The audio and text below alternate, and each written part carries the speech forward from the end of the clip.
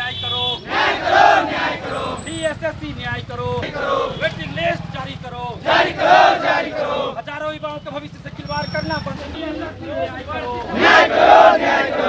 BSSC के अध्यक्ष महोदय से कि जितनी सीटें खाली है उन सीटों पे आप बहाली पूरा कीजिए, वेटिंग लिस्ट जारी कीजिए। 1778 अभ्यर्थी को जो आपने बाहर किया है, सबसे पहले इनके साथ न्याय कीजिए, और जिनको फिजिकल का मौका आपने नहीं दिया, फिजिकल का मौका दीजिए, टाइपिंग का मौका नहीं दिया, टाइपिंग का मौका दीजिए, लेकिन इनके साथ न्याय कीजिए।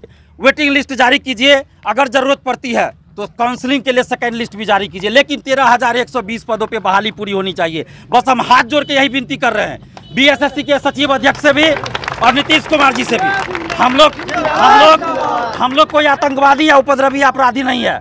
हम हाथ जोड़ के न्याय के लिए आए हैं कि आप न्याय कर दीजिए कि 8 साल से ये हजारों अभ्यर्थी जो दर दर की ठोकरें खा रहे हैं, इनकी उम्र समाप्त हो गई, अब ये कहाँ जाएंगे? क्या इनको बंदूक उठा लेना चाहिए? नौकरी मिली हुई नौकरी इनसे छीन रहे हैं आप। अगर आपको लगा कि ये अभ्यर्थी योग्य नहीं है, 53,000 अभ्यर्थियों को आपने ही पास किया था ना मेंस में, तो ये 53,000 अभ्यर्थी क्या आतंकवादी है, क्या अपराधी है जो आपको योग्य अभ्यर्थी नहीं मिला? आपको योग्य अभ्यर्थी कैसे नहीं मिला? आपने योग्य अभ्यर्थियों को मौका ही नहीं दिया। योग्य अभ्यर्थियों को आप फिजिकल के लिए मौका दीजिए।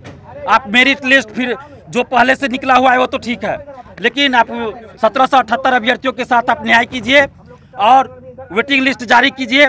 जितनी सीटें खाली है सबको भरिए। दरोगा बहाली, सिपाही बहाली, बीपीएससी की बहाली होती है बिहार में, यूपीएससी की वैकेंसी आती है पूरे हिंदुस्तान में। जितने सीटों पे वैकेंसी आती है उतने सीटों का मेरिट लिस्ट निकलता है, लेकिन ये बीएसएससी ऐसा आयोग है जिसको योग्य अभ्यर्थी नहीं मिलता है, ऐसा बोल रहे हैं। 53,000 स्टूडेंट्स में योग्य अभ्यर्थी नहीं है। 13,120 पदों के लिए 2,000 सीट अभी खाली है। जो बीएसएससी ने मेरिट जारी किया उसके अनुसार 2,000 सीट अभी खाली है। अब आप सोचिए कि 1778 अभ्यर्थी जिनको आपने मौका नहीं दिया, और बीएसएससी जो तर्क दे रही है कि योग्य अभ्यर्थी नहीं मिले, तो मैं बता रहा हूं कि योग्य अभ्यर्थी आपको क्यों नहीं मिला। आपने योग्य अभ्यर्थी जो फिजिकल के लिए जिन्होंने पद प्राथमिकता पहली दी थी, दूसरी दी थी, उसको आपने फिजिकल के लिए बुलाया ही नहीं जनाब, तो योग्य अभ्यर्थी कैसे मिलेगा? आपने बुलाया किसको? जिनका मार्क्स ज़्यादा था ऊपर से बुलाया गया, और जिनका मार्क्स ज़्यादा था उन सभी का फर्स्ट प्रायोरिटी क्या था पद प्राथमिकता में? राजस्व कर्मचारी, पंचायत सचिव, एलडीसी, और उन्हीं लोगों को टाइपिंग के लिए बुलाया गया, उन्हीं लोगों को फिजिकल के लिए बुलाया गया, और उन लोगों का फाइनली सिलेक्शन भी हुआ। तो अब आप सोचिए कि जो लोग फर्स्ट या सेकंड प्राथमिकता जो दिए थे फिजिकल के लिए, उसको आपने मौका ही नहीं दिया। जब मौका नहीं दिया तो योग्य अभ्यर्थी कैसे मिलेंगे?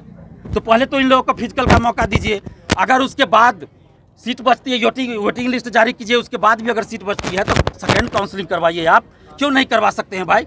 1218 अभ्यर्थी को ये लोग पीटी का रिजल्ट, मेंस के रिजल्ट के बाद, माने कि सोचिए पीटी का रिजल्ट आ गया, मेंस की परीक्षा हो गया, मेंस का रिजल्ट आ गया, काउंसलिंग होना था, उस समय 1218 अभ्यर्थियों का पीटी का रिजल्ट दिया जाता है कि मानवीय भूल हो गई।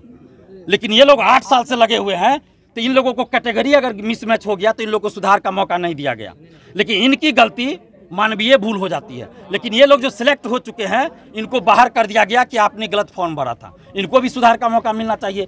तो आज का जो आंदोलन हम लोग का है वो हाथ जोड़ के विनती कर रहे हैं हम बीएसएससी के सचिव और अध्यक्ष महोदय से, और नीतीश कुमार जी मुख्यमंत्री जो बिहार के हैं तथाकथित सुशासन बाबू, उनसे कि आप इन छात्रों के साथ न्याय कीजिए, इनको उग्र आंदोलन करने के लिए मजबूर मत कीजिए। हम लोग शांति प्रिय व्यक्ति है और हाथ जोड़कर विनती कर रहे हैं कि आप न्याय कीजिए। हम ये भी नहीं कह रहे हैं कि आप गलत तरीके से बहाली पूरा कीजिए, हम ये नहीं कह रहे हैं, लेकिन हम ये कह रहे हैं कि 13,120 पदों पे जो बहाली होनी थी आप उस पर पूरा कीजिए ना, फुल कीजिए। आपको जैसे करना है सही तरीके से उस पर बहाली पूरी कीजिए, लेकिन सीट खाली नहीं रहने दीजिए।